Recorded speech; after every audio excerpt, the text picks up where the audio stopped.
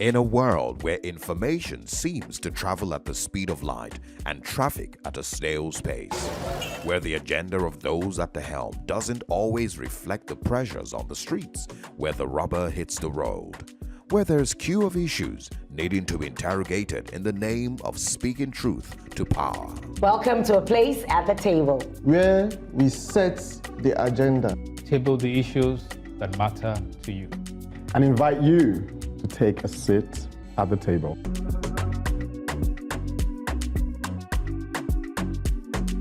Welcome to you and welcome to me. Welcome to A Place at the Table. It's time to celebrate the visionaries who are shaping Africa's future.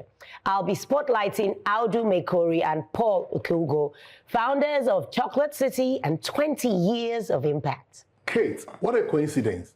I too am celebrating visionaries that are set to shape our future. Did you know it was World Teachers' Day recently? Well, Gbenga, now we know. Thanks for not leaving us in the dark. Speaking of being left in the dark, my advocacy is on much ado about tinted windows. And I'm asking, who here safe? Matt, don't mind us and our cosmetic interventions. Coincidentally, my advocacy is titled Cosmetic Governance and the Epidemic of Looking Away. Looks like there's a certain alignment at the table this week. Well, I'll be focusing on an issue that cosmetics certainly cannot solve: the lonely grandpa phenomenon. We shine the light on issues to both highlight the good and interrogate the bad. I hope you're paying close attention. Stay tuned.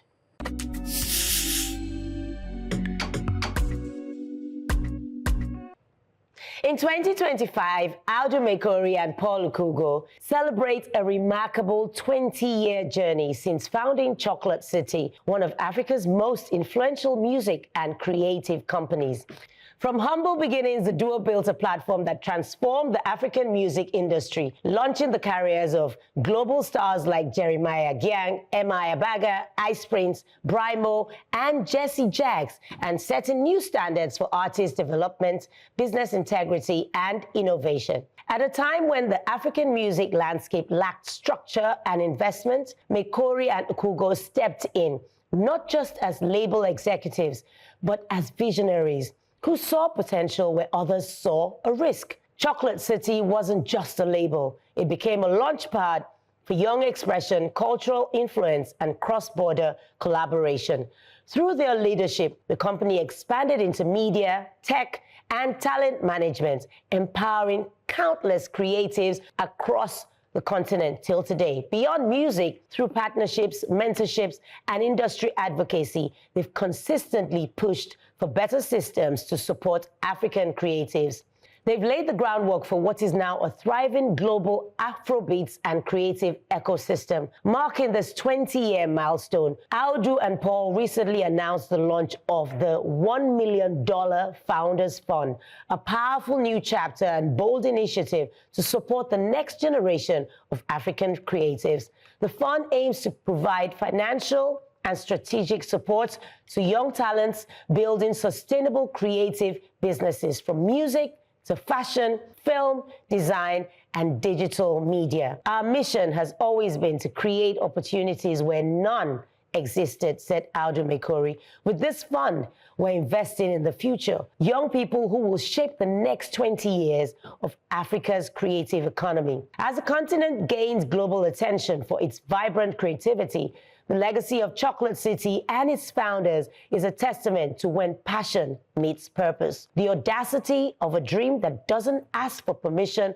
before it becomes a reality. 2 decades in, their influence is still growing, nurturing dreams, building industries, and redefining what's possible for African talent. The Nigerian government has to play its part and come to the realization that the Nigerian creative economy is more than just entertainment. It's about innovation, jobs, and national growth.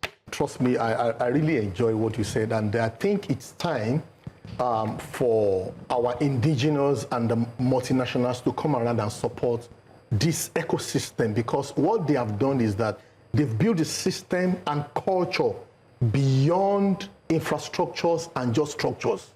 Do you know what I mean? Yeah. I mean, there is a culture around that sector now that I've seen 2 or 3 other companies that they've, a kind of taken their pattern and after what they have built. So I'm supporting your advocacy that the government, our multinationals, indigenous, traditional rulers, trust me, we should come around and support.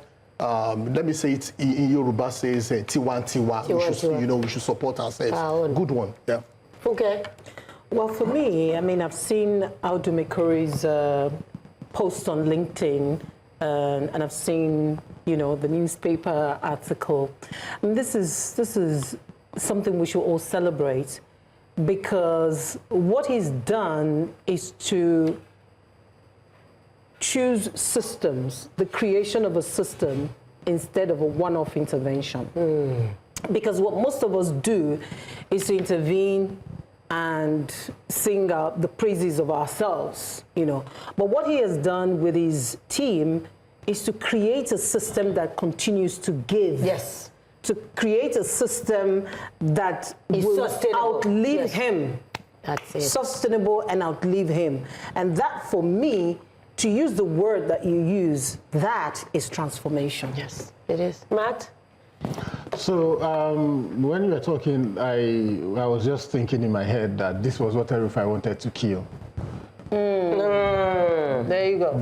But God, big person. This was what RFI, the sustainability you referred to, is what RFI wanted to truncate. And for almost 8 years, Audu was hounded. He was hounded. He was in exile in New York, and he was nowhere to be found. So kudos to him. Yes. Tenacity, stubbornness and doggedness in the face of all this, and persistence, resilience. So it's a whole lot to copy and to also emulate in the industry and also in other affairs of life, because Audu he has steadied the ship. He has fought through and swam against the tide, and now he is here. And 20 years, congratulations to Chocolate City, congratulations to the entire team, and we are very proud of you, and we really do hope that you will continue in this light, and we hope to see you in the next 20 years again, that's 40 and beyond. Nice. Before I come to you, Elsie, I was at the event last weekend, and for me it was so surreal. I had to ask them, how does it feel to see the seed that you put in the ground just come up like forests all around you, the artists and they were there. Most people, these things kind of happen when they've gone, and people will now remember them. But being there, all the artists you supported and brought to light, watching your trip, right? Am I a bagger? Yes, Chuck City, I mentioned him, Elsie. So I was following your videos and dance videos from the event. It was good to watch. I think everyone has said it. Thank you for the advocacy. It reminds me of something Funke has said on this table. One, as an advocacy. Second, as just something she said. One is the funding for creative industry. That's right. And the other one is preserving history. So the $1 million fund sort of talks about that funding for the creative industry, right? And then going back to preserving history, while I was watching that event, following your Instagram story, I also saw some platforms talk about it, and you could see should I use the word ignorance? Not in a derogatory way now, but ignorance in the comments that I was seeing. People don't even know who they are. Even those that are in the industry who should know, right? If you're not in the industry and you don't know about the backbones of entertainment in Nigeria, that's okay, really fine. But if you are there, you're an upcoming artist, you don't know anything, then it's a bit worrisome. You don't know about Chalk City. Or the people behind Chalk City. So I think, of course, we have a lot of other, what they call them now, labels that are doing some of what they are doing as well. You have Maven, YBNL, Empower, that's for Mr. Easy, right? And the structure they are trying to build. So I think we should work on how we preserve history. You talked about the Walk of Fame and things how people recognize those that ensure that there is structure in different industries. We have to find a way in this country to begin to recognize these people, because it's 65 years is now really long, right? A lot has happened. You are not in the limelight forever. You do your bit and you go and rest, right?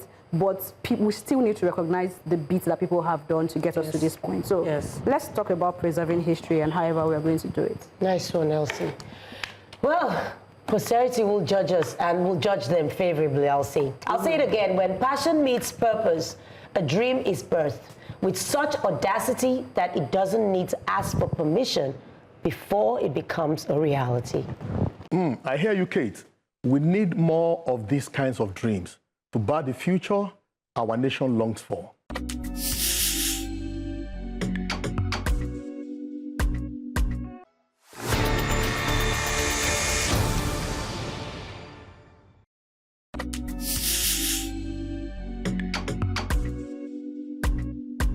Every October 5th is marked to be the birthday of all teachers globally. Take a moment and imagine a world without teachers.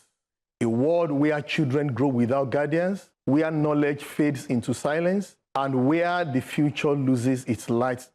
Scary, isn't it? That is why every 5th of October, the world pauses to celebrate the true torchbearers of humanity, our teachers. Distinguished guests, respected parents, beloved students, and our community at large. So this day, we are gathered to honor and celebrate the heroes who shape destinies without asking noise-making. The builders of minds, the shapers of futures, but the silent heroes of every nation. They are gardeners planting seeds of knowledge, doctors healing ignorance, architects building characters, and torchbearers lighting the path to greatness. But unfortunately, their sacrifices go unnoticed most times. Teachers deserve more than just words. They deserve respect from students, appreciation from parents as partners who helps in shaping the leaders of tomorrow, recognition from the society, and true rewards from their employers. Governments must reward teachers, for no nation rises above the quality of its educators. To every teacher listening to me, you are the light in darkness, the guide in confusion, and the strength behind every success story. Today and always, we celebrate you as you respect yourself by maintaining your integrity and discipline, not begging for handouts or perfume from students or even the parents. In conclusion, let us not forget, without teachers, there is no student. Without students, there is no nation. And without a nation built on knowledge, there is no future. So today, let every child, every parent, every community leader, and every government voice rise together to say, thank you, teachers. You are not just educators, you are destiny shapers, dream builders, and the true champions of humanity. Once again, I say to everyone there, Happy Teachers' Day. Well, first of all, on that day, I got a text message from one of my students. I teach at LASU. And I was particularly excited yesterday when the sub-dean said to me that the majority of my students who I taught presentation and performance got A. And he said they were going to query the result, like how, why. And I said to him, because we had a lot of practicals. We kept practicing in class. There were judges, there were those who would present, they were learning public speaking, they were learning how to be presenters on radio and on TV. It was exciting. And it just tells you that teachers many times pour their hearts into what they do. It's almost a thankless job, because if you look at the payment at the end of the day, the remuneration at the end of the day, it's nothing to write home about. But I'm happy that an official of Lagos State said in a piece I read this morning that no Lagos State teacher earns anything less than 150K a month. I'm glad to read that. I hope it's true. I love what you said, coming back to your advocacy. You said we should imagine a world without teachers. I cannot even imagine, you know, I cannot imagine a world without teachers. It's impossible. Again, you said there are torchbearers in any nation. That is so true. Last week, I talked about ASU, the cracked voice of ASU, because there are layers of teachings and layers of knowledge transfer. I'm just going to use your advocacy to speak to our minders at the national level, the federal government, to also take a look at what teachers at the tertiary level are doing and pay them living wage. You know, these people put in so much sacrifice into the things they do, and we are here because of our teachers. And sometimes we also forget the fact that it's not just the classroom teachers, the formal teachers. We also have informal teachers. That's right. Those who helped us. In Africa, there's a saying that you know, it takes a community. It takes a village to raise a child. So we are all products of different teachers, you know, and to all these teachers, we must be grateful for what they have impacted in us, in our lives, and what we have then also become. And one of the best ways to tell a teacher thank you is to be a good student and to be a good product. To turn out well, to be a good ambassador. Yeah. So for all of us who have been taught by one person or the other, and it's not just enough to hand over gifts, to send handouts to say thank you or to send a message, but you should also try as much as you can to emulate those things and embody those things that you have been taught and you've been trained to, especially when it comes to morality, you know, the standard of morality that we should also uphold, because in the midst of all this teaching is not just about 2 + 2 = 4, but there is also a principle that says you should not cheat, you shouldn't do this, you should be your neighbor's keeper, your brother's keeper rather, and love your neighbor as yourself. I might not become a professional teacher, but I teach a lot. So maybe in corporate they call it CSR. I'm trying to remember what you call it. Maybe that's the way I give back, right? There are trainers as well. They're also teachers, right? Yes, so I try to do that when I can. But I like is it a line now you're quoting your advocacy that says no nation rises above the quality of its educators? Yes, yes. I think that sums it all for me. We need to really reflect and think about the quality of those who teach us. Yeah. And those who are going to be, or they are actually already responsible for what the future is going to look like. Yeah. So what is the quality? How open-minded are they with the changes and evolving of teaching and technology and all that? And they cannot just jump into it. There has to be a guide. There has to be help. There has to be, you have to provide what they need. There has to be structures, right? So as a nation, I mean, on days like this, these are days that I expect there to be speeches from the president, speeches from the governors.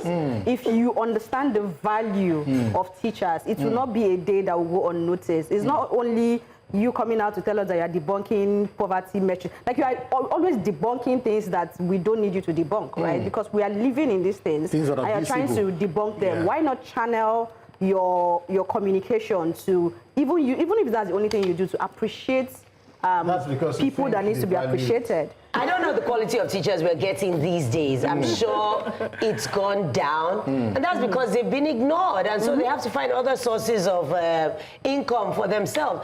Government must reward teachers. Yeah.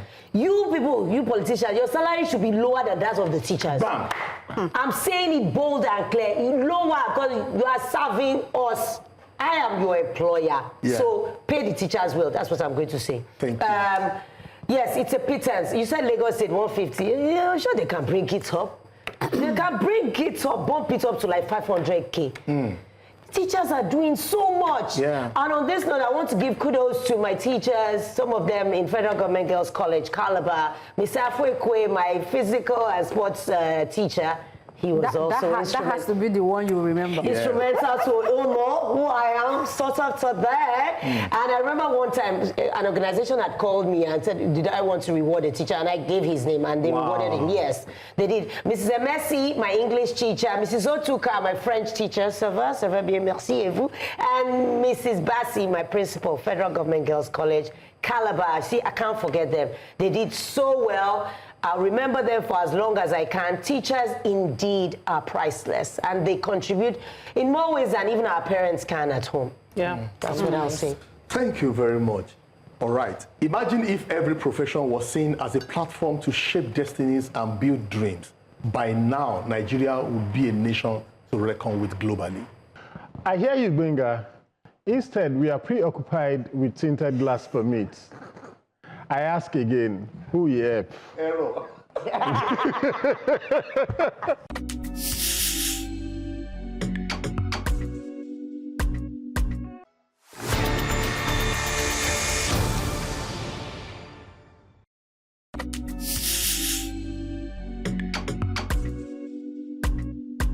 A few weeks ago, John Aikpopo Martins, on behalf of himself and other tinted car owners in Nigeria, sued the Nigerian police force at the Federal High Court, Warri Division, seeking an injunction to stop the enforcement of tinted permit policy. In his enrollment order, the presiding judge, Justice H.A. Nganjiwa, refused the injunction and directed both the police and citizens to maintain status quo, pending determination of the substantive case fixed for October 16, 2025. Despite this, the police continued enforcement, impounding vehicles and causing long traffic jams that frustrated commuters until October 9th, when the police formally announced the suspension of enforcement during the visit by the NBA president, Afam Osigwe, senior advocate of Nigeria. These controversies might have been avoided if Justice Nganjiwa had issued a clearer ruling instead of denying the prayers on one hand and asking parties to maintain the status quo on the other hand. The police justified their actions by arguing that criminals hide under the tinted glasses to commit crimes. They claim enforcing the Motor Vehicle Prohibition of Tinted Glass Act 2004 will enhance security.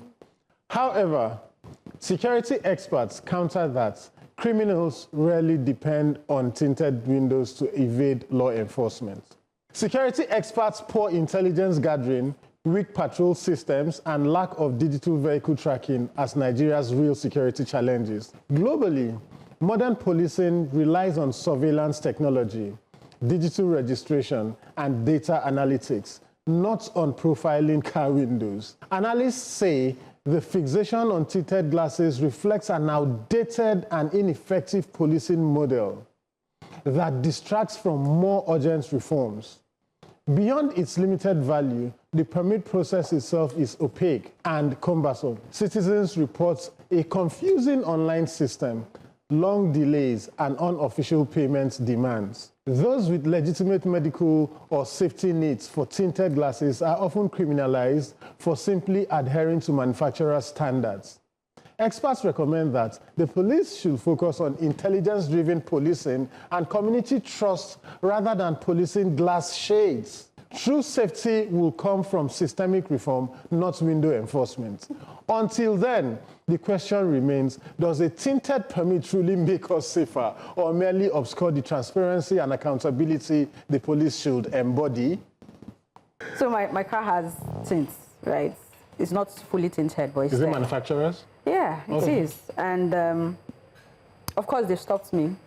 And when they do, it's usually maybe a day after they are always suspending this has been suspended how many times now? I think It has. Yeah, so, and they ask me, where's your tints permit? I'm like, what are you talking about? They look at me, I look at them, look at me, look at them. They look at press sticker and they say, be going. Be going, we right? don't want your so, wahala. but then, I think that's also from a privileged part. You can imagine how many people they have stressed because of this. And I have tried to do this. It's not like I haven't tried. I have. But we are still waiting for approval like this. I've done the facial verification and all that. I'm still waiting for approval, right? And everything you mentioned in your advocacy in terms of the, I went through everything. And it's just not fair. But for me, you said the police justify their actions by arguing that criminals hide under tinted glasses to commit crimes.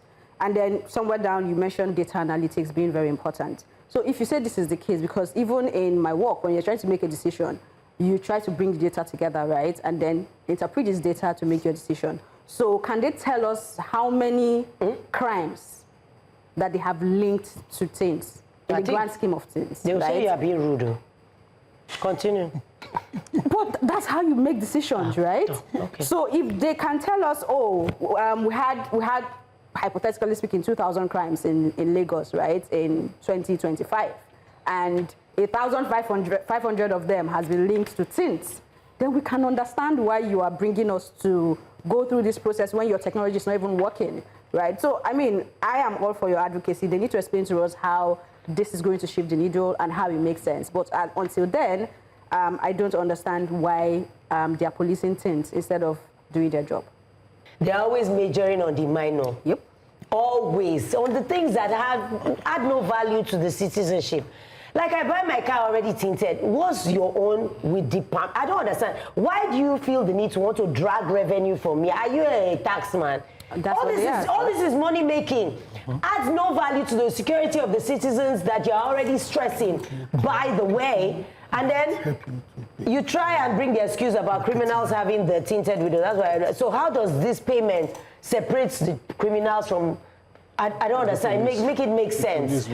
Police, the people don't even trust you anymore. Never trusted you. It's been a while. How about getting more trust so that the people can support you in whatever intelligence gathering? If people gather intelligence, that is, on what you're supposed to do. Like, can we focus on things that will make the whole environment safe? Don't you have to be intelligence or gather intelligence, though? Oh, wow. I'm just asking.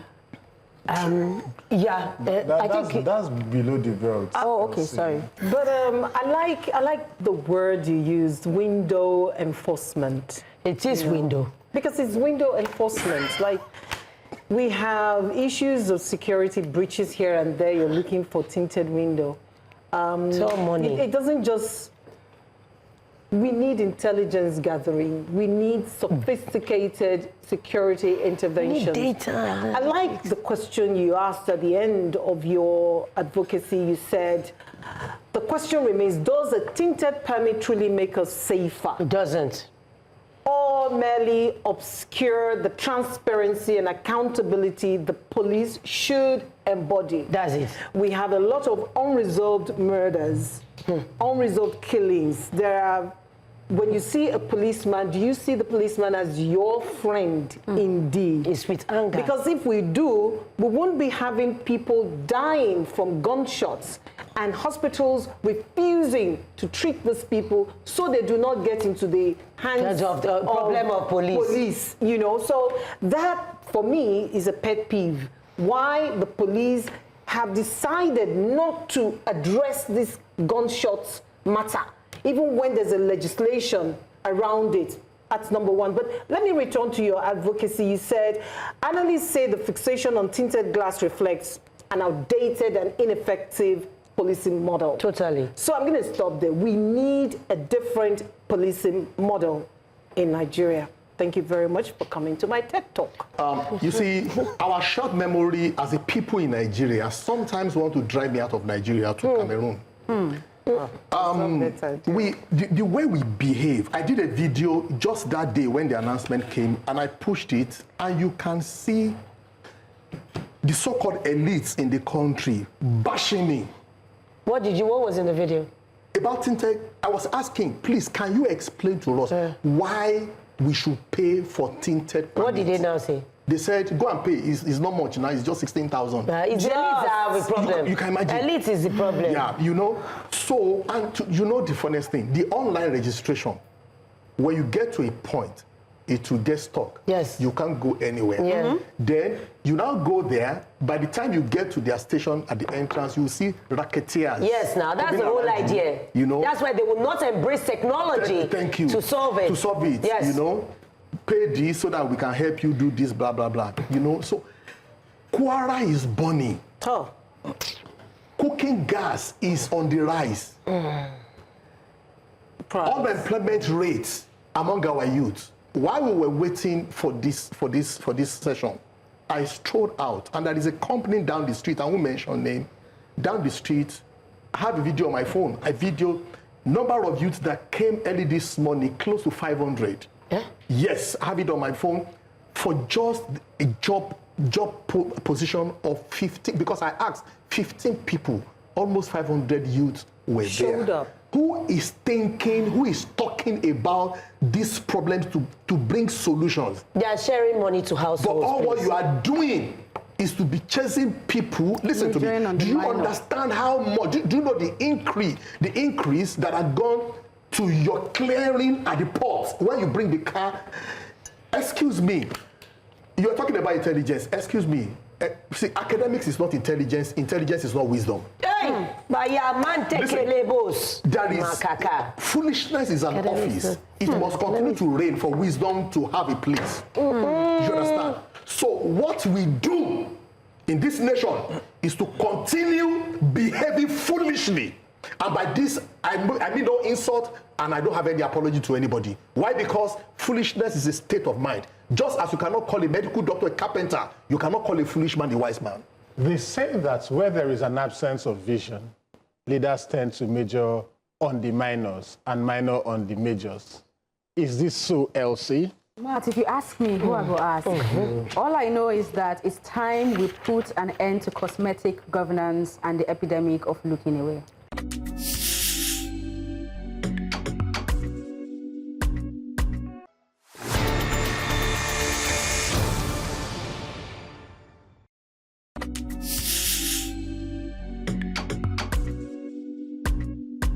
Well-meaning Nigerians have long sat and watched different levels of government play the ostrich with cosmetic solutions, from demolishing buildings, blocking waterway, to closing markets over poor sanitation across several states in Nigeria. The government needs to stop applying cosmetic solutions to complex problems and start communicating with itself. Nigerians are wiser. After building a market, local government officials allow wooden stalls to spring up outside the approved space, collecting daily levies from traders. They celebrate this as IGR at local government level. Then the state will later demolish the same structures for poor sanitation and organization. Market administration falls under the local government supervision, and sanitary inspection units are in every local government office. So what exactly are they doing? Why are they being paid? The same applies to people accused of building on canals or waterways. How could a person have finished a whole building, in most cases, a whole estate, and nobody from the local government or the state government saw it? Nobody in town planning office saw it, but somehow, Omoniles can spot a plumber fixing a pipe from 2 streets away. I hear people say they should go and bring approval documents, blah, blah, blah, but let's be serious. There would never be one.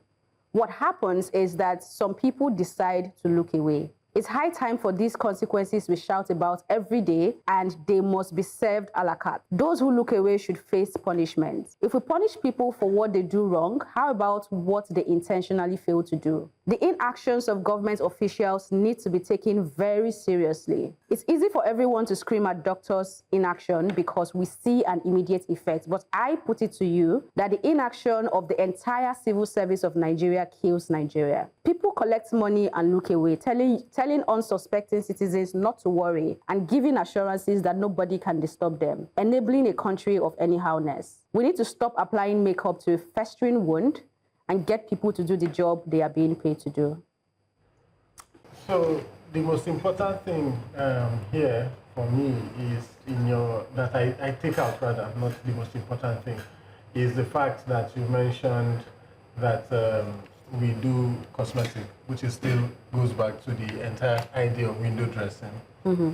You know, if the Ministry of Works, or in the area of in Abuja, for example, what you see is that you see development control at every point, and we have to give it to Abuja, to be honest. Mm-hmm.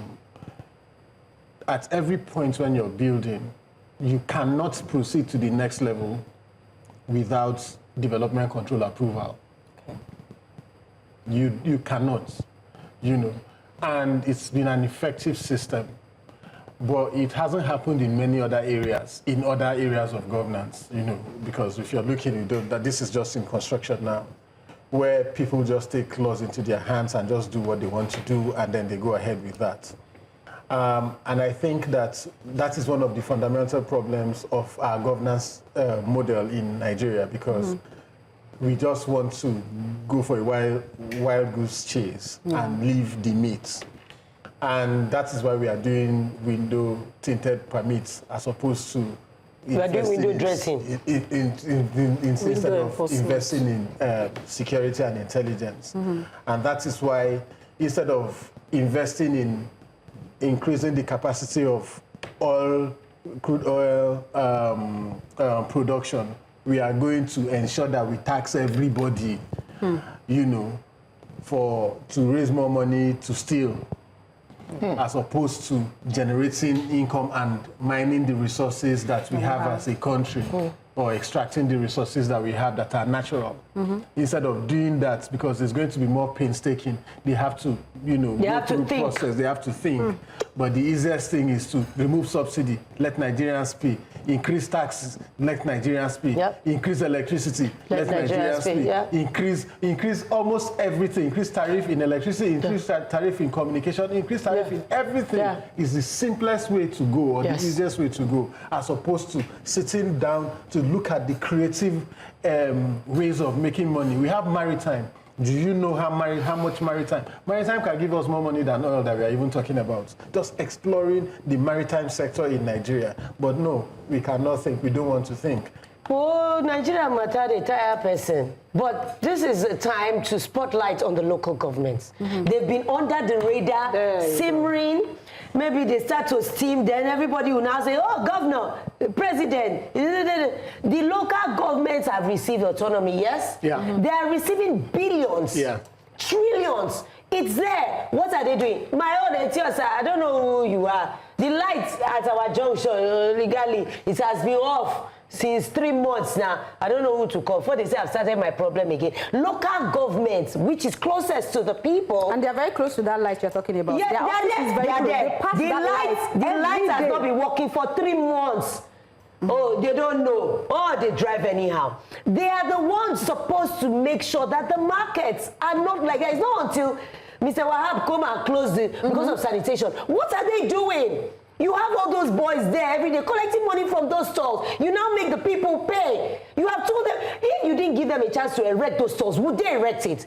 Now the people have to suffer. You have closed it. How would that make the sanitation better? Go and meet the people whose job it is to make sure that that market is maintained. And like you said, for the building, who gave the approval?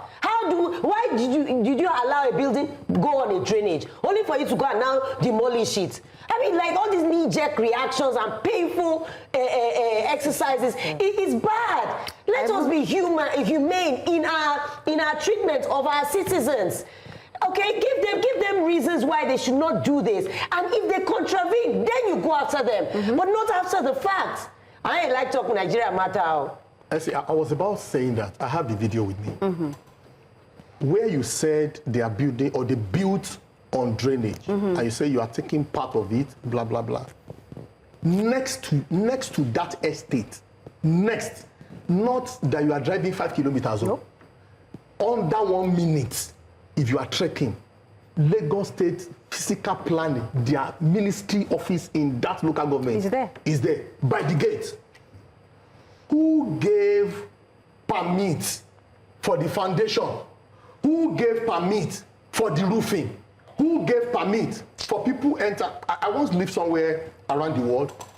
Before you move into your house, you are the one who bought the land, though. You build it. Before you moved, they'll check your wiring. Yes, your wiring and everything. That community, you know what? If everything is ready, and one of the basic amenities is not ready, for example, if it is fire brigade station that is not ready, you are not moving in.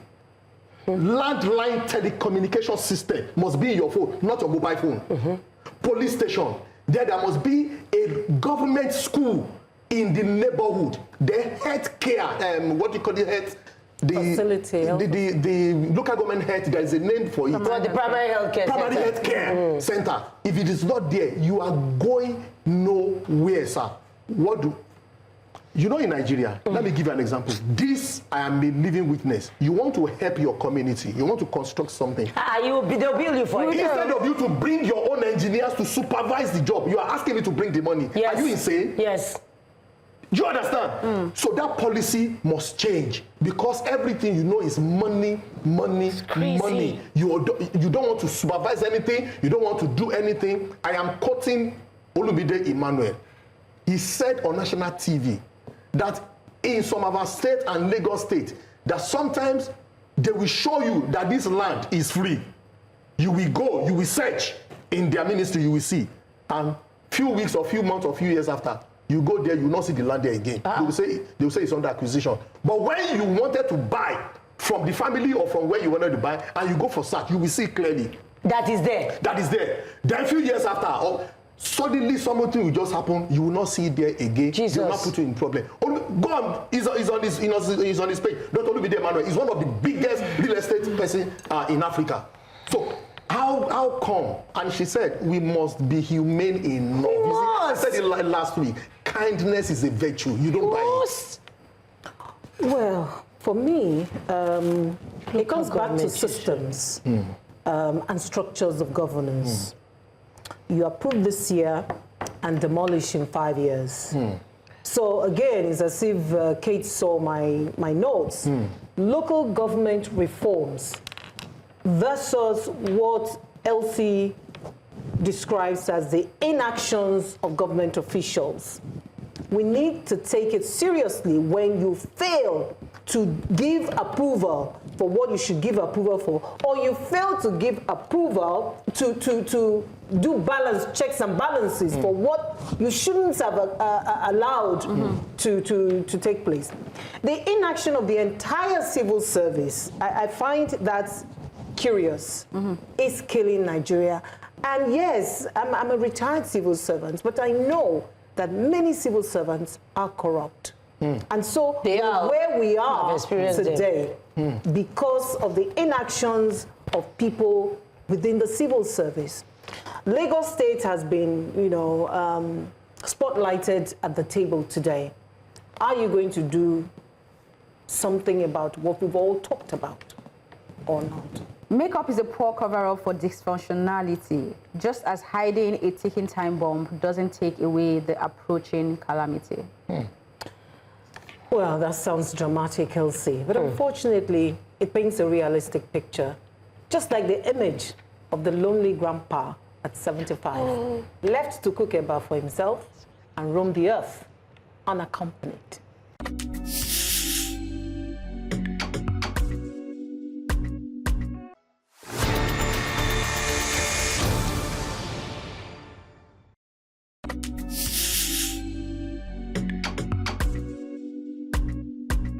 Like the matter of DNA testing, the lonely grandpa left behind by his wife, who left Nigeria to care for newly born babies by their children, and either stayed longer than expected or never returned, is trending. This recurring experience in Nigerian families has worsened because of the Japa syndrome, which has hit several homes in Nigeria. More than one married adult in a family is now resident abroad. The care industry in America and European countries is quite sophisticated. Labor laws are strict. While working multiple jobs is permitted, one is not allowed to work more than particular hours. As a student, one risks being sent out of school or even deported. Child laws do not permit leaving children unattended or minded by minor. The child will be taken with perhaps a jail term for you. Nannies or babysitters are expensive in these countries too. So it's infinitely cheaper to get grandma from Nigeria to care for babies as the family struggles with stability and financial growth abroad. Culturally, it is grandma, not grandpa, because the patriarchal nature of our African family system ensures that men who care for children are seen as wimps. The Yorubas call it Ikeomo, Igbos call it Omugo. It takes a minimum of 3 months where the conditions are right, sometimes 6 months, and in unusual cases, 3 years. But therein lies the lonely grandpa phenomenon, which is presently a crisis in Nigeria. Older men are resentful that their wives, the grandmas, are away for too long. They are now left to make eba, sleep alone, and roam the earth unaccompanied. On LinkedIn, Joseph Ogundare shared a post titled, "The Lonely End of a Good Man." And tucked in it is the question, what structures, relationships, and self-preservation must we build today to ensure that we're not cooking eba alone at 75? The comments were as fascinating as the post, but here is my take. This is not a gender war. It is rather a reflection of a grim sociological change in family dynamics that we all must resolve at the table. Would polygamy help? Or should grandpas start being caregivers? My friend, one day, one of my friends came back. He went to see his father, and then he came back and said to me, he sank on my chair, and for a while he didn't say a word. And I was like, what's going on? You know, well, you know, men, we just ask what's going on. We see they happen, are you okay? And then you move on. And I didn't notice the silence for a while until later he just said, Martin, you really think, say, marriage for young people or is supposed to be for older people? And that was very instructive for me. Then he went on to say, my mom has traveled to go and do Omugo. And I saw, you see, this, whatever picture you saw that you painted, it was a clear picture of what he painted to me. And then he goes, I went home and I saw my dad boiling water. And he came out and he made tea and he was just alone in the house. And I felt pity for him. For the first time, I almost cried because I saw a very lonely man who ought to be enjoying his wife and the whole essence of marriage as companionship. This is the time that he ought to be enjoying it. But I saw a lonely man. And then I looked and I reflected in my own life. And I was wondering, is this how it's going to end?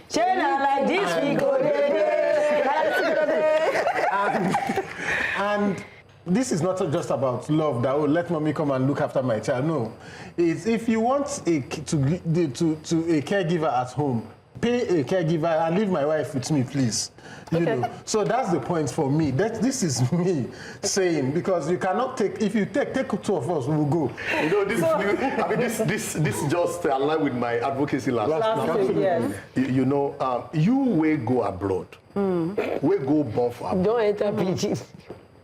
Make plan. South Africa will say, make plan. Make plan for your caregiver. My wife is not a caregiver. Even me, I don't be caregiver. So I'm going to follow suit. You see, it's that you take two of us. Or she comes for a while. And during that period, a relief system is provided. Absolutely. Shut up. What relief system? What does it mean? Let me finish. Before you jump, let me finish. Okay. Relief system could be, what is maybe a niece, a cousin, or maybe another grandchild who is old enough to be with me for that period. Do you understand? Why can't you take care of yourself? At 75. Okay. So how old is your wife at that time? She's coming to calm down. Please, let him finish so that you can then speak. It's okay, bro. Your body they hot. Okay, so now finish. See, at my age, ask my family. When I finish eating, nobody carries my plate up to this day. Okay. I do that by myself. You know, God has blessed me with a good stature. It's not a problem for me. So what are you going to do? It goes beyond that. We are talking about companionship. We are talking about your existing partner. We are talking, do you know what it means for you to just get home and you don't see anybody? Do you know what it means? I do. Yeah, it can break you down sometimes. Not necessarily, but go on. So, you see all these things there?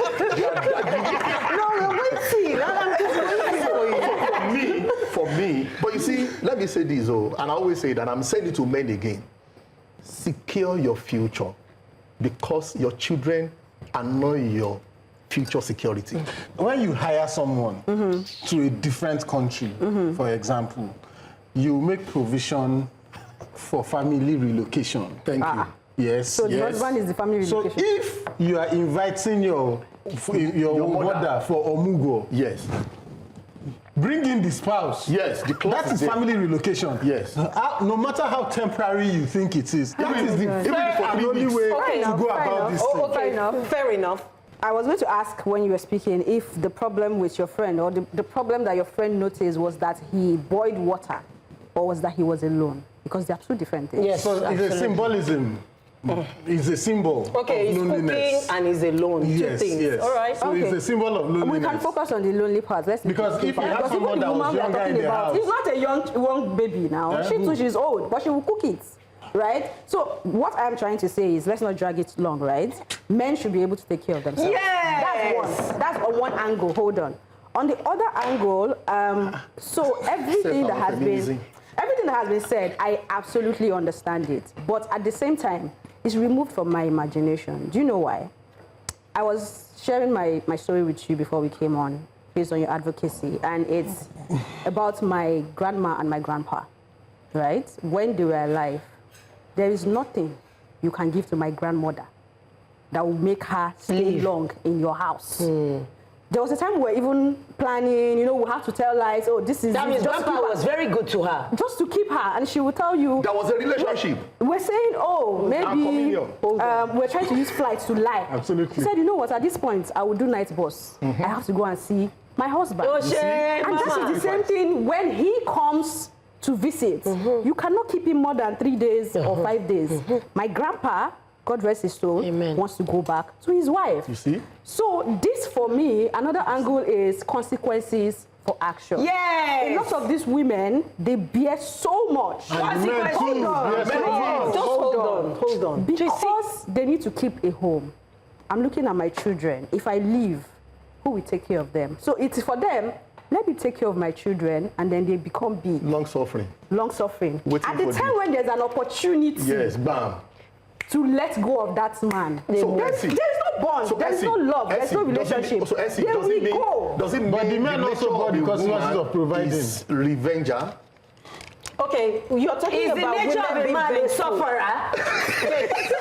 Is he a laborer? Is he a taskmaster? So my point is he a taskmaster? For me, right? Let me just conclude to say, I'm not married, right? But marriage is something I want to do. I'm not desperate about it, but I want to do it. I wish you a good man. However, it has to be done right. January. I need somebody I can take care of, who will be vulnerable enough for me to take care of him. Men are also not vulnerable want to take care of me. They are hardcore. It's not going to be, some of us are. 2 people living in the same house, sharing apartments. That's not what's going to happen. So if I don't get that, I rather just know that, yes, I am lonely and alone and living in my house. Do you understand? So the point is, you have to... consequences for action. When you're facing your consequences, recognize it. Grandpa making a bar on his own is not a problem. Grandma will make it. It is so. Him on his own might be the key thing. He should be able to cook. And if he was cooking, he would have been cooking for his wife as well. But men, people feel like you can do everything. So, Mama is a rolling stone. She gathered no more. She went to her children and she flew the nest. Okay, so if he was strong enough, you have been speaking. You see this one, you have been speaking. Sorry, no. Matt is saying they should do family relocation. Of what value are you in the house? I'm supporting my wife. No, we don't need your support. No, Don't forget that it has financial implications to the young man. If she cannot afford it, let her stay. If we had a robust social welfare and care system, I think there would be a way for grandpa not to be alone. We don't have any support whatsoever for old people. Nothing. Nothing, yeah. Abroad, there are systems where you even go and visit grandpa there, pay for his care and all of that. But he's left, some of them even die on their own and nobody knows until a neighbor goes to check. Yeah. It is really bad. I mean, I didn't mean to laugh and all that, but grandpa needs company. Grandpa needs support. And I believe it's something that should be looked at. And to not be any honest. kind of support. That support he has been building Thank you for time. that. Thank you for Okay, that. no, to be honest, On the more serious note, to be honest. that EBA is significant. It does. I want to appeal to all men and women. EBA is significant. Emotional bank account. Make sure you do that while you are together. Oh, Gbenga, your intelligence came up today. Yeah. Wow. Emotional bank account. Because that's where you will withdraw. That's where you withdraw That's later where you in withdraw. future. If you don't treat her right, I'm sorry. And really, that's where I was headed. Yeah.